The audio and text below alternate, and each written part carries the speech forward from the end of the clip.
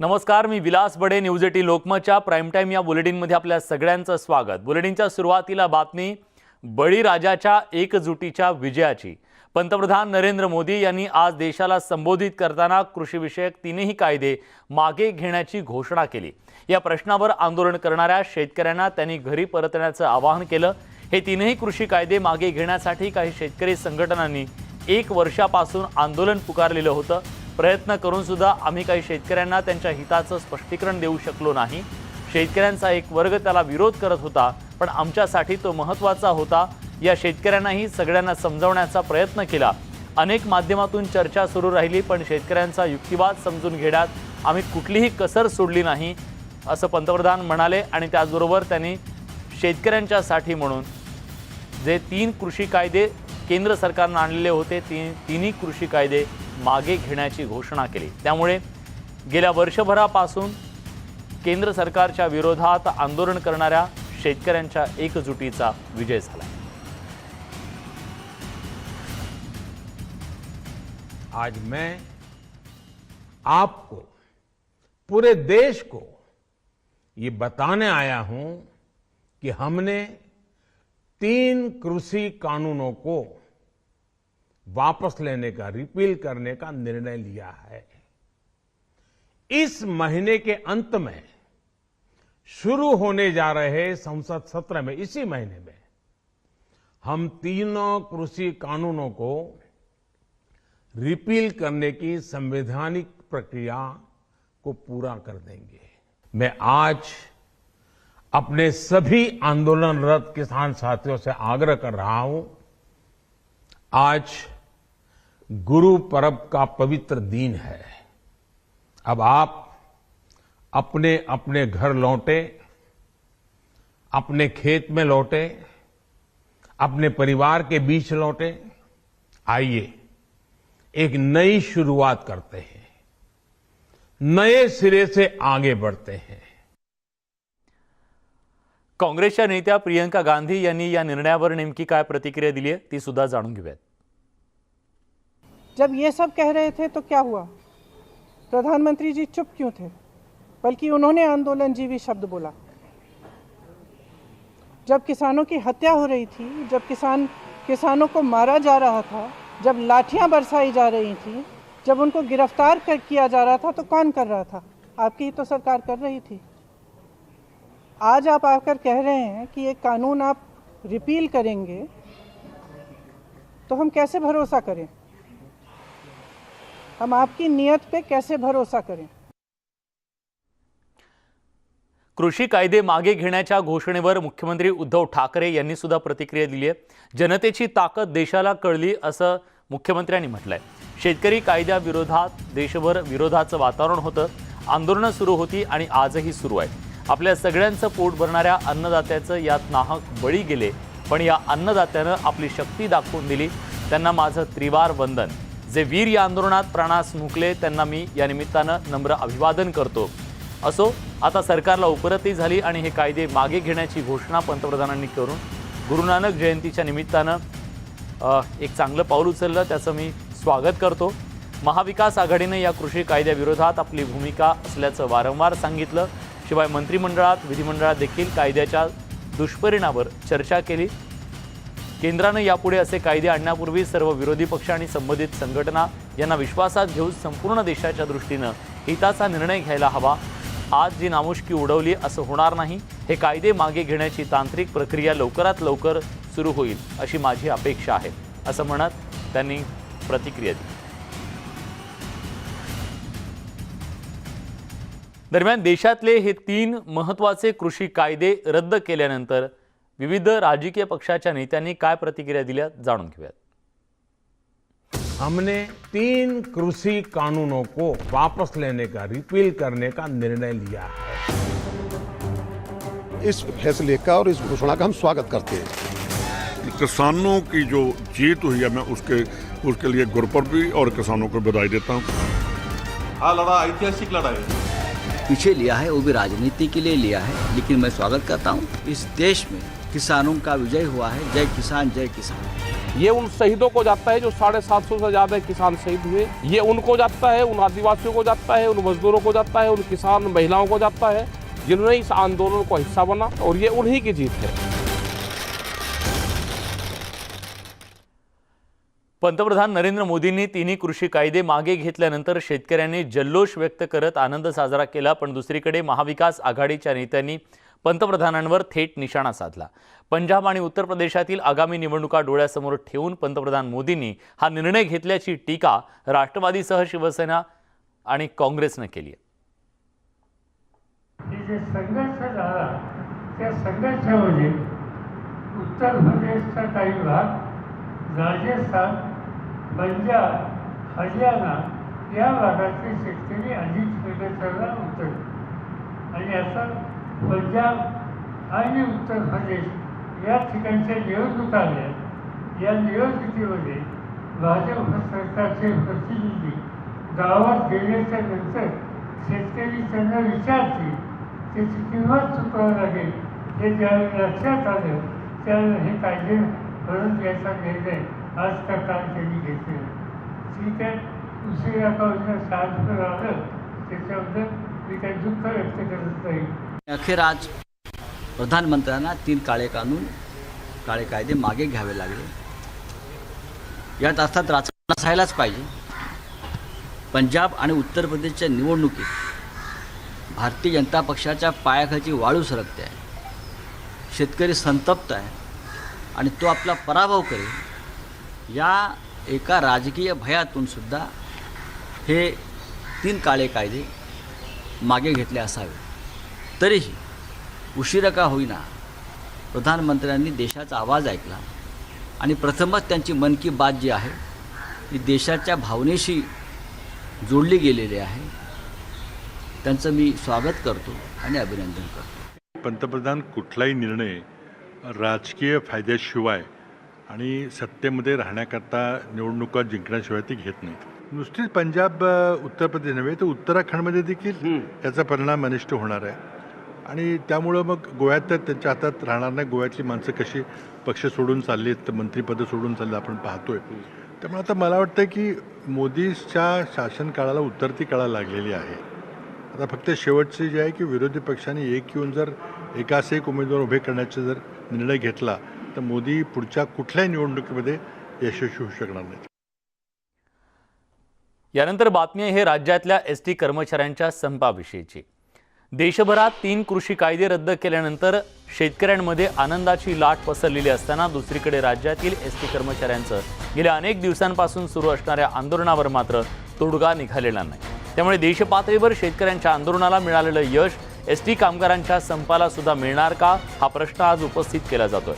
एकीकडे एसटीच्या खाजगीकरणाची चर्चा सुरू आहे तर दुसरीकडे आतापर्यंत अनेक एसटी कर्मचाऱ्यांच्या आत्महत्यांमुळे अनेक कुटुंब उद्ध्वस्त झाली।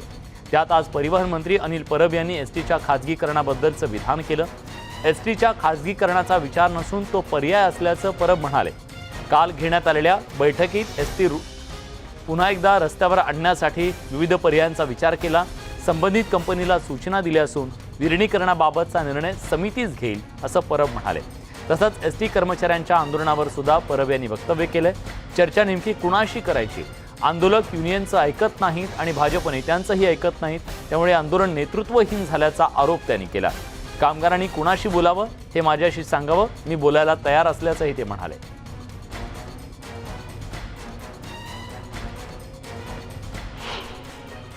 एसटी खाजगीकरणाचा असा कुठलाही विचार आम्ही अजून काही घेतलेला नाही, परंतु वेगवेगळे पर्याय जे असतात अशा पर्यायामध्ये एक पर्याय तो देखील असतो, परंतु शासनाने अद्याप कुठलाही असा विचार खाजगीकरणाचा केलेला नाही। परंतु कामगार त्यांच्या भूमिकेवरती अडून बसलेले आहेत। सरकारचं अतिशय स्पष्ट मत आहे की हायकोर्टाने जे निर्देश दिलेले आणि त्यानुसार जी झालेली कमिटी आहे ती कमिटीच ह्याच्या बाबतीतला निर्णय घेईल।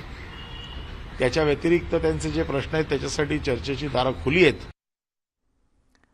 दरम्यान भाजपचे आमदार गोपीचंद पडळकर यांनी एसटी कामगारांच्या संपावरून राज्य सरकारवर टीकास्त्र डागलंय।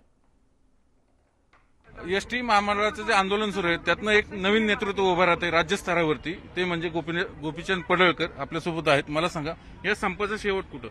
या संपाचा शेवट ह्या कर्मचाऱ्यांना जे राज्य सरकारच्या कर्मचाऱ्यांना मिळतं तेच एसटी कर्मचाऱ्यांना मिळालं का याचा शेवट होईल.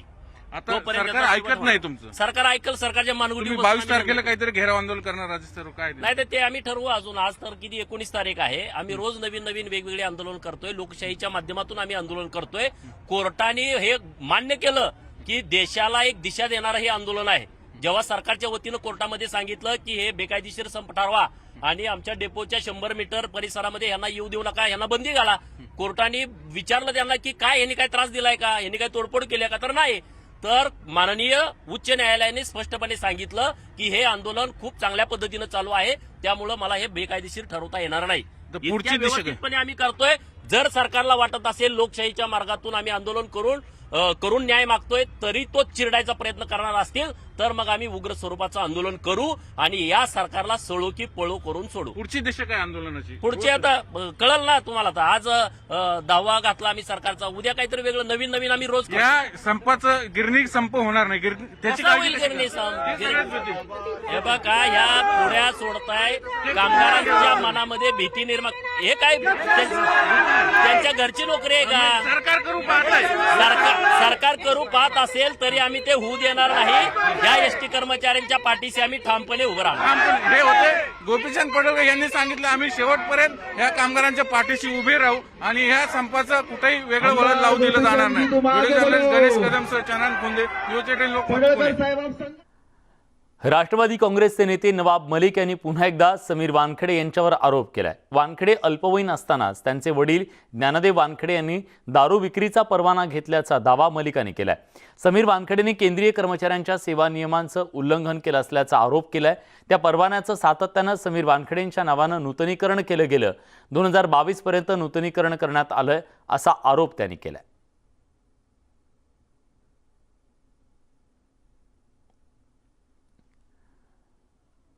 मलिकांच्या आरोपांना वानखेडेंनी सुद्धा उत्तर दिले. बार असणं यात काय चूक आहे? बारचा मी टॅक्स भरतो. नवाब मलिकांच्या आरोपांना समीर वानखेडे यांनी उत्तर दिलंय. बार असणं यात काय चूक आहे असा सवाल त्यांनी उपस्थित केलाय. ही माझी संपत्ती आहे. मी 15 वर्षाचा होतो तेव्हा आईनं हे हॉटेल घेतलं. तेव्हा फक्त रेस्टॉरंट होतं, नंतर बार झाल्याचं वानखेडेंनी म्हटलंय. आईला मदत करण्यासाठी वेटरचं काम सुद्धा इथं केलं. नोकरीला लागताना सर्व माहिती जाहीर केली. या बारचा टॅक्स मी भरतो असंही वानखेडे म्हणाले.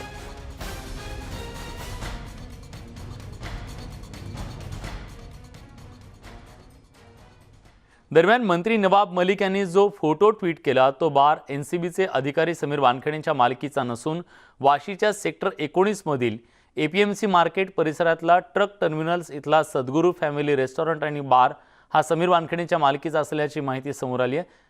इथला आढावा घेतला आमचे प्रतिनिधी अजित मांढरे यांनी. मंत्री नवाब मलिक यांनी सकाळी एक ट्विट केलं होतं. या ट्विटमध्ये त्यांनी समीर दाऊद वानखेडे यांचा आणखीन एक फर्जीवाडा म्हणून एका सद्गुरू रेस्टो बारचा फोटो ट्विट केला होता. त्यांचं म्हणणं आहे की हा बार समीर वानखेडे किंवा त्यांच्या परिवारातील सदस्याचा आहे. पण तो फोटो आम्ही जेव्हा गेलो, पण जो फोटोमधला बार दाखवला आहे तो बार समीर वानखेडे किंवा त्यांच्या परिवाराचा नसून तो दुसरा बार आहे. आणि जो हा माझ्या मागे तुम्ही हा सद्गुरू बार जो पाहताय हा ज्ञानदेव कचरूजी वानखेडे यांच्या नावावरती आहे. हॉटेल इथले चालक जे त्यांना जेव्हा विचारलं तेव्हा त्यांनी देखील या माहितीला दुजोरा दिलेला आहे की हा वानखेडे यांचाच बार आहे. हा ट्रक टर्मिनल जो आहे नवी मुंबईतील वाशी भागातील या ट्रक टर्मिनलजवळ सेक्टर 19 मधील ट्रक टर्मिनलच्या आतमध्ये असलेला हा एक बार आहे. दादा आपलं नाव काय? दिनेश शेट्टी. दिनेश जी, ये बार किसका है? ये समीर वानखेड़े सर. उनके पिताजी के नाम से क्या वानखेड़े सर के नाम से? समीर सर के नाम पे. समीर वानखेड़े सर के नाम से. कभी आते थे? कभी जब पढ़ाई करते जब आते थे, माँ के साथ आते थे. अभी माँ गुजर बनकर कभी आते नहीं, कभी उनके बाद देखा भी नहीं। साहब पिताजी उनको कभी भी आते। पूर्ण माहिती जी आहे ती त्यांच्या सर्व्हिसमध्ये दिलेली आहे, डिक्लेरेशन केलेलं आहे, रेग्युलर याचा कर जो आहे ते भरतात, त्यामुळे गैर काय आहे असं उत्तर जे आहे ते वानखेडे परिवाराकडून दिलेलं आहे। त्यामुळे या आजच्या नवाब मलिकच्या ट्विटमुळे समीर वानखेडे आणि नवाब मलिक हा जो वाद आहे हा पुन्हा एकदा चर्चेमध्ये आलेला आहे। व्हिडिओ जर्नलिस्ट अनिससह आणि संदीपसह अजित मांढरे, न्यूज 18 लोकमत, नवी मुंबई। स्वातंत्र्याची भीक मिळालेल्या वक्तव्यावरून विक्रम गोखले, कंगना रणावत आणि अवधूत गुप्ते यांच्यावर देशद्रोहाचे गुन्हे दाखल व्हावेत आणि या तिघांनीही येत्या आठवड्याभरात माफी मागावी, अन्यथा मी गोखलेंच्या दारासमोर आंदोलनाला बसेन असं आव्हान लक्ष्मण मानेंनी दिलं। तर देशद्रोही विधानाबाबत मी विक्रम गोखले यांना कोर्टात खेचणार असल्याचंही माने म्हणाले।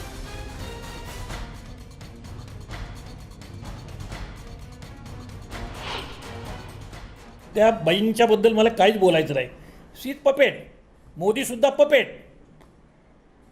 मोदी बोलतायत म्हणजे मोदी बोलतायत थोडे, नागपूरवरनं आदेश जाईल तेवढंच मोदी बोलतात आणि तेवढंच मोदी करतात।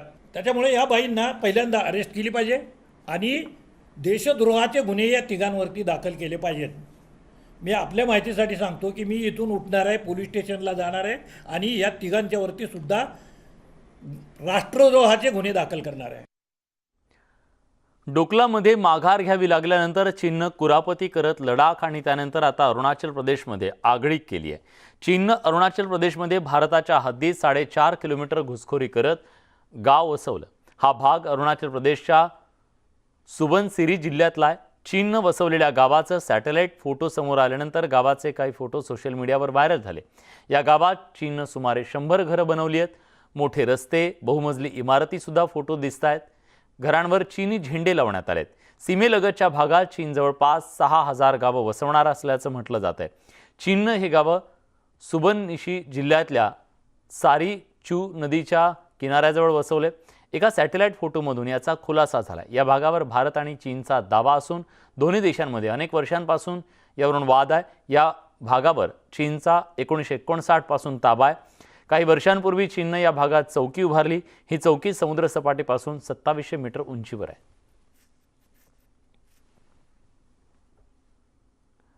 भारताचा स्वदेशी शॉर्ट व्हिडिओ हा शेअरिंग ॲप चिंगारीनं क्रिप्टो सोशल टोकन गारीसोबत क्रिप्टो करन्सी बाजारात धमाकेदार पदार्पण केलं। सुपरस्टार सलमान खान चिंगारीचा ब्रँड अँबॅसिडर आहे। चिंगारी ॲप भारतात लोकप्रिय होत असून त्यानं सोशल मीडिया कॅटेगरीत बेस्ट ॲपचा पुरस्कार जिंकलाय। चिंगारी ॲप फक्त कंटेंट क्रिएटमुळे नाही तर दर्शक, ॲडव्हर्टायझर आणि डेव्हलपर्समुळे सफल बनलाय। गारीचा वापर भविष्यात इन ॲप करन्सीसोबत गव्हर्नन्स टोकन म्हणून सुद्धा होऊ शकतो। याबद्दल अधिक जाणून घेऊया टीना यांच्याकडून।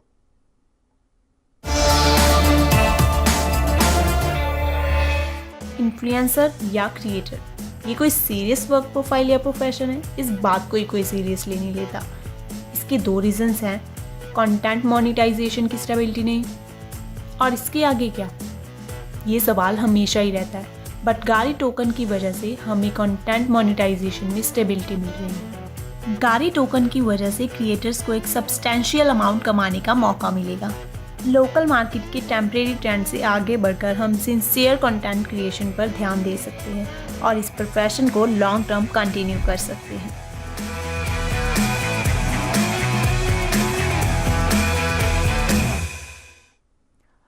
यासोबत प्राईम टाईम या बुलेटिनमध्ये आपण इथेच थांबतोय, पण ब्रेकवर जाण्यापूर्वी महत्त्वाची आठवण, दिवसभरातल्या प्रत्येक महत्त्वाच्या अपडेट्स, लाईव्ह बुलेटिन तुम्ही आमच्या यूट्यूब चॅनलला बघू शकता। त्यासाठी आमचं यूट्यूब चॅनल नक्की सबस्क्राईब करा।